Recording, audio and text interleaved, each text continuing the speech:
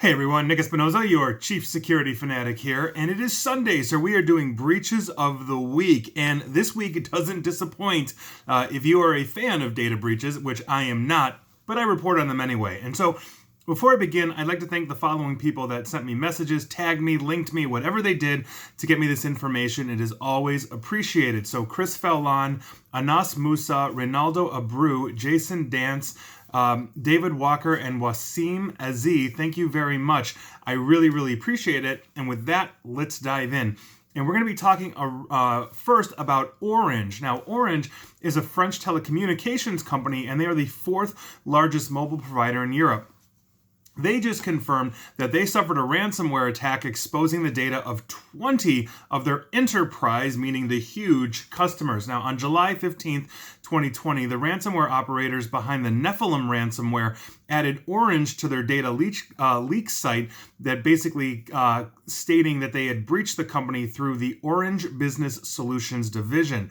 Now, the ransomware attack targeted the Orange Business Services division on the night of Saturday, July 4th of this year, and the attack went into July 5th. Now, as part of this leak, a 339 megabyte archive file was published to the site that contained data that it was allegedly stolen from Orange during this attack. So we'll see how this unfolds, but as of right now, looks like Orange has got a GDPR violation on their hands, and hopefully they're going to be secure.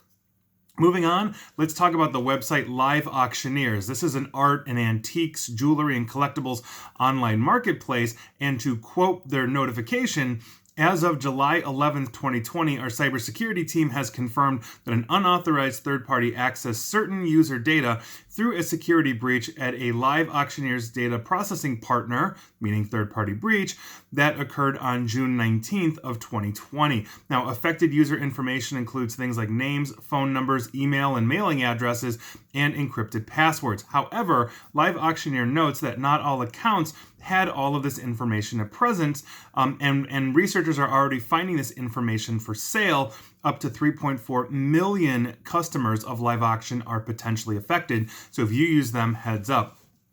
Moving on, let's talk about a company called Data Viper. Now, this is a data leak monitoring service. So in other words, you can give them, let's say, your email address or your company's email address, and if a data breach happens on the dark web, they will notify you for that as they discover it. And so here we go. This is fun because an attacker claims to have breached the back end of this, and here we are. Now, the attacker says that they stole data that includes 8,225 databases containing the information on billions of users that have been leaked from other companies during past security breaches. So obviously, as I mentioned, they are going to aggregate all of those data breaches and give it to you as a service, and an attacker just stole all of it, and apparently it's all up for sale now, and so we'll see where this goes. But if you use Data Viper, heads up to you. Moving on, let's talk about a platform called Wattpad.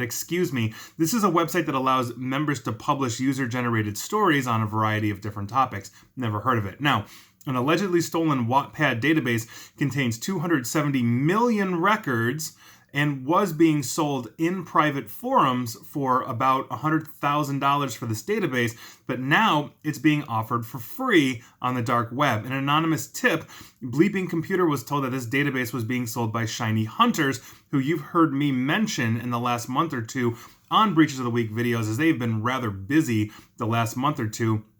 And obviously, this is a group that is known for hitting and selling data on the dark web.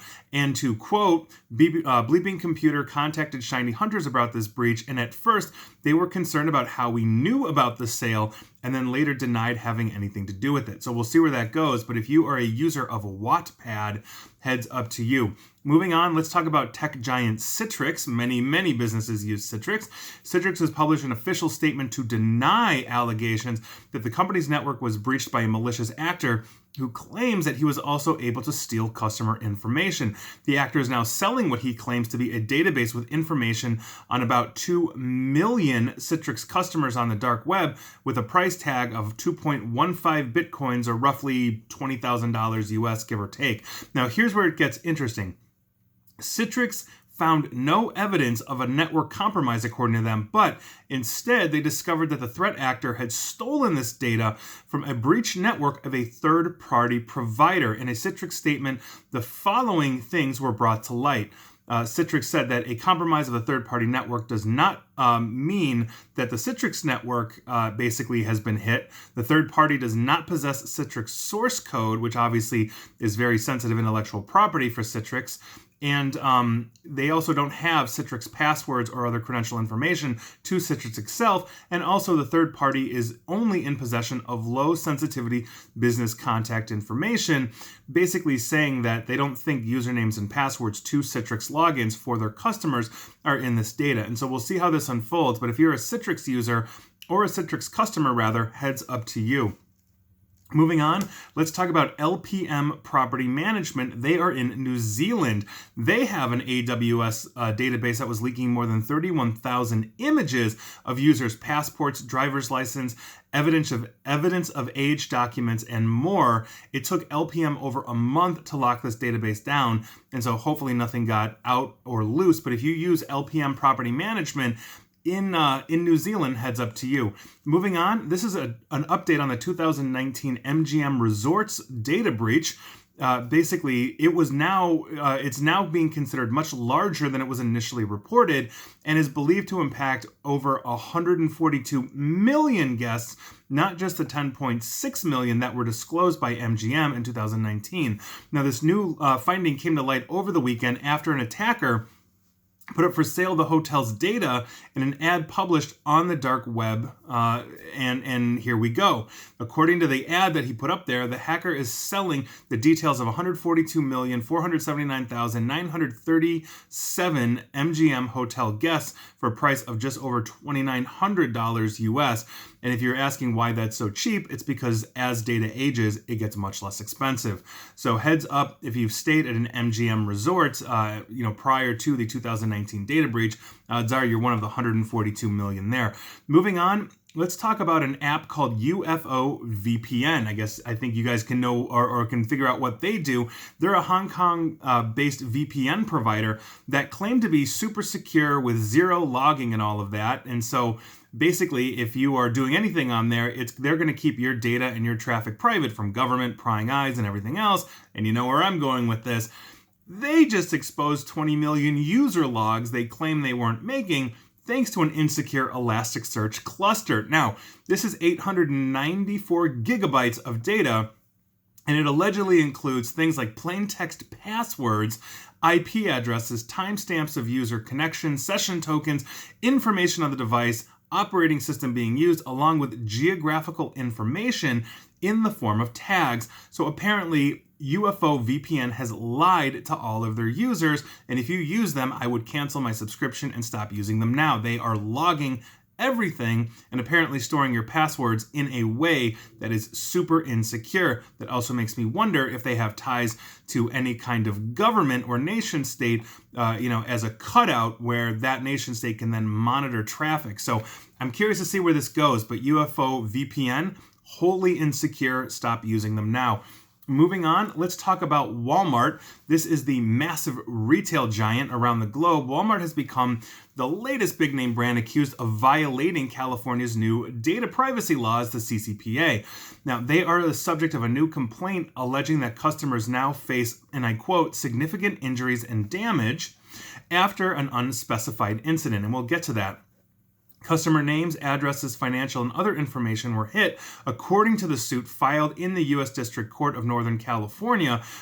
Basically, Walmart is obviously defending themselves and the claims against this, and Walmart said, and I quote, "We dispute the plaintiff's allegations that the failure of our systems played any role in public disclosures of his personally identifiable information." Now, the plaintiff, Laverius Gardiner, I think, alleges that his personal information was available for sale on the dark web, and that he possesses, and I quote, communications with the hackers in which they state that the accounts they are selling are real accounts that belong to Walmart customers. Now, Gardiner also adds that he believes his personal information, and I quote, was accessed by hackers as a direct result of a data breach that took place at Walmart.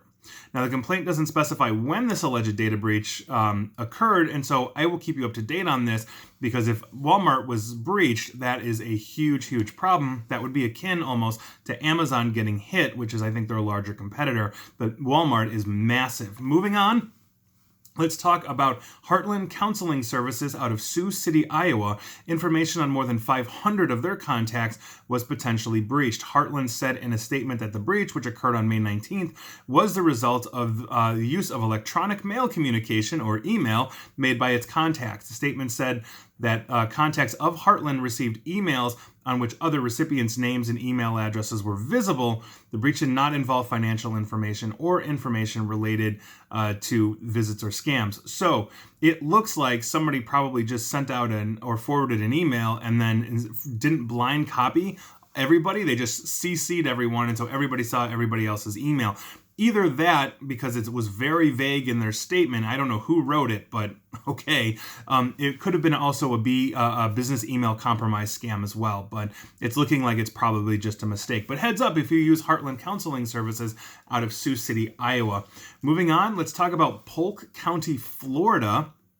Their tax collector, Joe Tedder, says his office was a victim of a data breach that impacted 450,000 people in the county. Driver's license numbers may have been accessed, in addition to social security numbers and anyone who has applied for a business tax receipt out of that office. Apparently, somebody in the office opened an infected email attachment, and here we are. Guys, you need phishing training and clearly a better spam filter.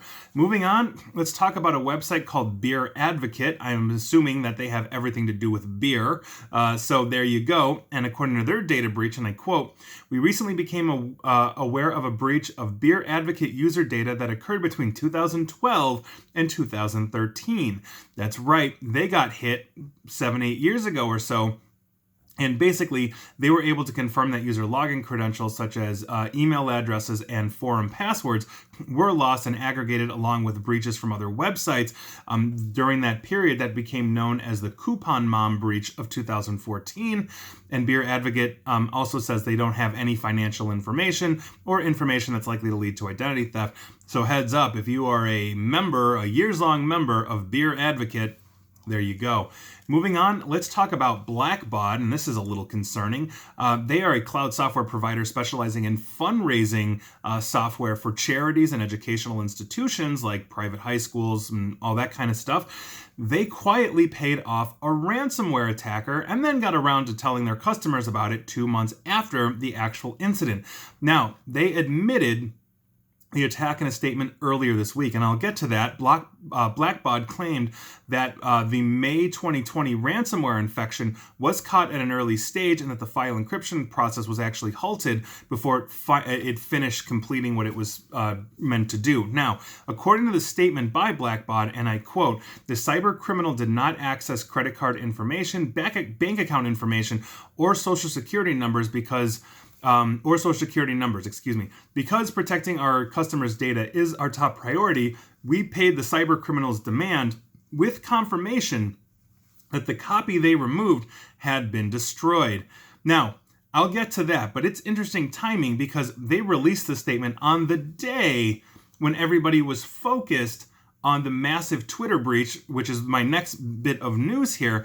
But I also find it interesting too, because they say they paid the ransomware demand, and they said they got confirmation that the copy of their data that had been taken from the attacker was destroyed. That is virtually impossible to specify, because I can make a copy of a copy of a copy of a copy, destroy a copy, and say, yes, I have definitely done this, and then a month later, 2 hours later, a year later, I can turn around and dump all of that onto the dark web because I've made my money. There's no honor among thieves, as we are seeing during the entire pandemic. So that's obviously a huge problem. And hopefully Blackbaud is correct and everything is locked down. But this is a huge, huge problem, especially since one of their biggest client bases is 501c3 charities. That's a huge, huge problem. And I think that's a major issue worldwide. And so finally, let's talk about Twitter. I posted on Twitter, I did a video on Twitter a few days ago, but I want to bring you up to the latest information because Twitter has responded, and there's quite a bit going on here, and I find this really interesting. Now, This past Friday evening, 2 days ago, Twitter issued its first full blog post on what actually happened. They had initially tweeted out. I had sent that out as well. So if you follow me, you definitely saw that notice. But this is basically one of the largest security lapses in their history. And it basically, what it ended up having, or what ended up happening, if you are not aware, is that attackers were able to get a hold of some of the highest profile Twitter accounts in the world, including things like the Democratic presidential candidate, former Vice President Joe Biden, President Barack Obama, Tesla's CEO Elon Musk, Bill Gates, Kanye West, Michael Bloomberg, and on and on and on. Now, here's the bad news. Twitter has now revealed that the attackers may have downloaded the private direct messages or DMs of up to 8 of these high-profile individuals while conducting their Bitcoin scam. And if you recall, Elon Musk, quote unquote, tweeted out, "Hey, if you send me 1 Bitcoin, I'll send you back 2. I'm feeling generous." This went on through many of these accounts.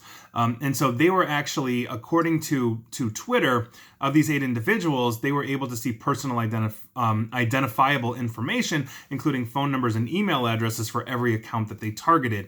Now, this is because Twitter has confirmed that the attackers attempted to download the quote-unquote your Twitter data archive of those 8 individuals, which contains all of the DMs as well as other information. They may even have DMs that these 8 individuals had tried to delete, given that Twitter stores these on their servers as long as either party to a conversation keeps them around. So if you send me a DM, for example, and let's say we go back and forth and then I delete all of our DMs, if you don't, it actually stays in my archive because you, the other side of that DM, have not deleted that, and vice versa. That's what we're talking about here. Now, here's the good news of this situation.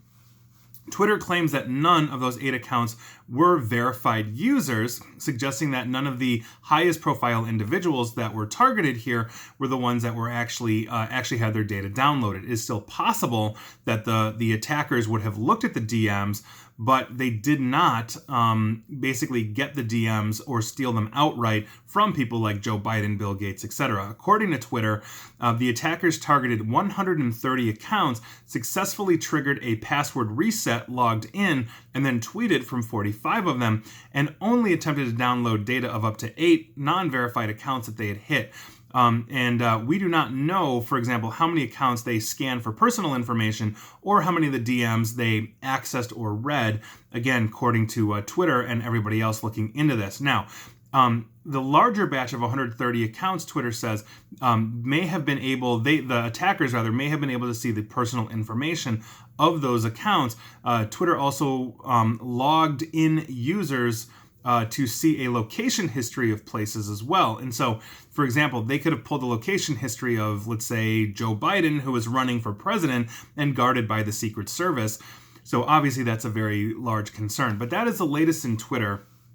And what I find interesting is, and Blackbaud kind of proves it, is that when you have, let's say, a cyber incident like a Twitter where the whole world is focused on that, you then start to see a slew of breach disclosures because the focus is taken off of everybody except that. We saw that during the Marriott breach last year, and I predicted it on my Breaches of the Week video that I will see for weeks, basically declarations as everybody is focusing on the massive Marriott breach.